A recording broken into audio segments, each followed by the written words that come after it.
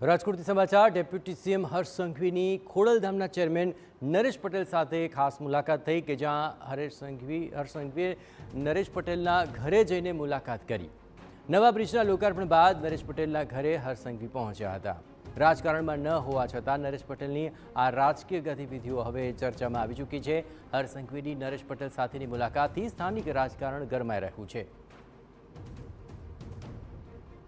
તો આજે સાંઢિયા પુલના લોકાર્પણ અર્થે હર્ષ સંઘવી રાજકોટ પહોંચ્યા અને ત્યારબાદ તેઓ સીધા નરેશ પટેલના ઘરે પહોંચ્યા, જેને લઈને હાલ રાજકીય વાતાવરણ ગરમાયું છે। આજ મામલે વધુ વિગતે વાત કરવા માટે જોડાઈ રહ્યા છે રાજકોટથી TV9 સંવાદદાતા મોહિત ભટ્ટ। મોહિત, આખરે હર્ષ સંઘવી આવ્યા હતા બ્રિજના લોકાર્પણમાં, પરંતુ નરેશ પટેલ સાથેની મુલાકાતને લઈને હવે અનેક તર્ક વિતર્ક શરૂ થઈ રહ્યા છે। કેવી રહી આ મુલાકાત અને તેનો આખરે શું તર્ક લેવામાં આવી રહ્યો છે મુલાકાતનો? જયેશ, ખોડલધામના ચેરમેન નરેશ પટેલ સક્રિય રાજકારણમાં ન હોવા છતાં તેમની જે પણ ગતિવિધિઓ હોય તેના રાજકીય તાર છે તે જોડાઈ જ જતા હોય છે અને આ મુલાકાત છે તેને પણ ખૂબ જ સૂચક છે તે માનવામાં આવી રહી છે। જે રાજકોટ દક્ષિણના ધારાસભ્ય રમેશ ટીલાડા છે તેઓ કહી રહ્યા છે કે આ મુલાકાત છે એક શુભેચ્છા મુલાકાત છે। એરપોર્ટ પર આ પ્રોગ્રામ છે તે નક્કી થયો છે, પરંતુ સૌથી મહત્ત્વની વાત છે કે ખૂબ જ ટૂંકા ગાળામાં હર્ષ સંઘવી છે તેઓ નરેશ પટેલને આ બીજી વખત મળી રહ્યા છે। અગાઉ પણ તેઓ જે ખોડલધામ ખાતે પણ તેઓ મળી ચૂક્યા છે। આપને હું નરેશભાઈ પટેલ છે તેમના જે ઘરના દ્રશ્યો બતાવવા માગીશ કે ત્યાં અત્યારે જે બંને જે આગેવાનો છે એ હર્ષ સંઘવી અને સાથે સાથે નરેશ પટેલ બંને વચ્ચે બંધબારણે બેઠક છે તે ચાલી રહી છે।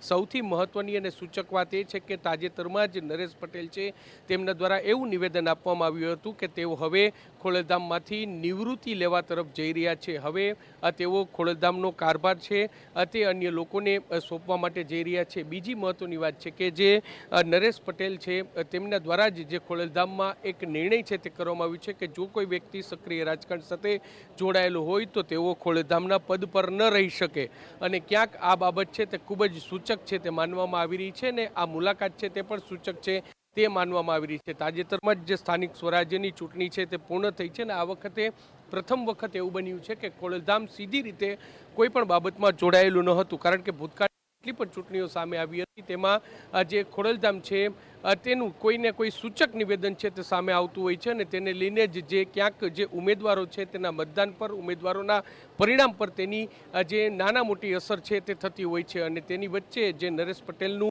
આ જે નિવેદન અને ત્યારબાદ તેમની સતત રાજકીય મુલાકાતો છે તે જરૂરથી ચર્ચાના એરણ પર જોવા મળી રહી છે। અગાઉ જે લોકસભાની જે ચૂંટણી હતી, આ ઉપરાંત વિધાનસભાની ચૂંટણી હતી, તેમાં પણ જે નરેશ પટેલની રાજકીય ગતિવિધિઓ છે તે જોવા મળી હતી અને આજની જે મુલાકાત છે ભલે કોઈ પણ રાજકીય નેતાઓની, કોઈ પણ સામાજિક આગેવાન કે અન્ય કોઈ વ્યક્તિ સાથે મુલાકાત હોય ત્યારે તેમને તેઓ જે શુભેચ્છા મુલાકાત જ કહેતા હોય છે, તેમને સૂચક મુલાકાત જ માનતા હોય છે, પરંતુ અત્યારે જે બંધબારણે બેઠક થઈ રહી છે તે ખૂબ જ સૂચક છે તે માનવામાં આવી રહી છે અને તેને લઈને જરૂરથી સ્થાનિક રાજકારણ છે તે પણ ક્યાંક ગરમાતું જોવા મળી રહ્યું છે। જી બિલકુલ મોહિત, બાબતો પર આપ નજર રાખતા રહેજો। તો હાલ આ મુલાકાતનું શું તર્ક છે તે સતત ચર્ચાની એરણ પણ છે, કારણ કે નરેશ પટેલ સક્રિય રાજકારણમાં તો નથી, પરંતુ છતાં હર્ષ સંઘવી તેને મળવા પહોંચ્યા, જેને લઈને આ ચર્ચા તેજ બની। રાજકીય રીતે કાંઈ આને જોતો નથી। નરેશભાઈ નિવૃત્ત થવાના એ તો એનો પોતાનો નિર્ણય છે અને એને નિર્ણય લીધો હશે, એમાં તો આપણે કાંઈ બીજું કહેવાનું હોતું નથી। નરેશભાઈ રાજકારણમાં પ્રવેશ કરવાની તો ના પાડે છે। રાજકારણમાં સારા લોકો આવે તો સારી જ વાત છે ને, હું પણ એમાં એ જ રીતે આવ્યો છું ને।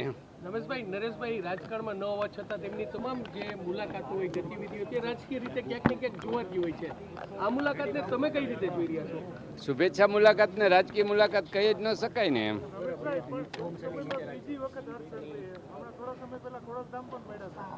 આ તો મેં કીધું એમ સામાજિક આગેવાન હોય એને અમે રાજકીય લોકો એને મુલાકાત લેતા જ હોય। હું પણ ગઈકાલે ઘણા સામાજિક લોકોની ઘરે ગયો તો મળવા, એટલે એ તો સ્વાભાવિક છે કે સામાજિક લોકો સામાજિક કામ કરતા હોય તો એને અમારે રાજકીય લોકોએ મળવું અને એની શુભેચ્છા મુલાકાત લેવી એ અમારી ફરજનો ભાગ